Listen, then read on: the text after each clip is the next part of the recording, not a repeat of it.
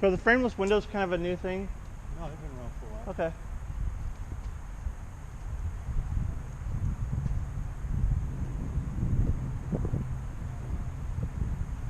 Alright, so this one has, I don't know what it's called, but it's like a tent pop-out bed. So really breezy. I'm just worried about, you know, over a decade, the tent not standing up to weather and sun baking.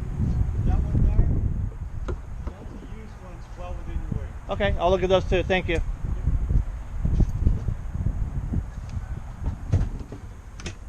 It's actually kind of cute. Yeah? It's more than we want to spend, but it's cute. It has a fridge you like. $10 is more than I want to spend. You hear me? Yeah, wooden Yeah. panels.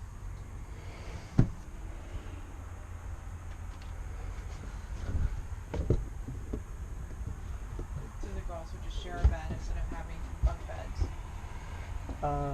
Oh, it's just beds on each end. Yeah.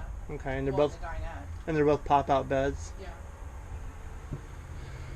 All right, so. All right, that's everything you expect in a bathroom.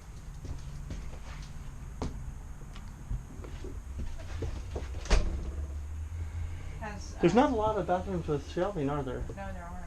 And this has 3 burners instead of 2. So I can make 3 different veggies. Yeah, I don't know how important that would be. These will appreciate it during something else.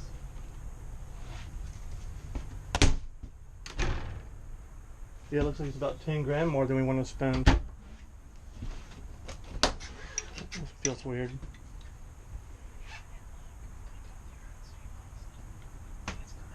Oh, wow.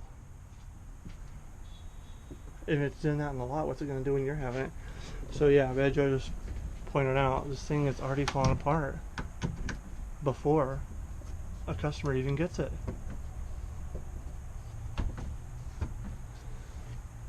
So I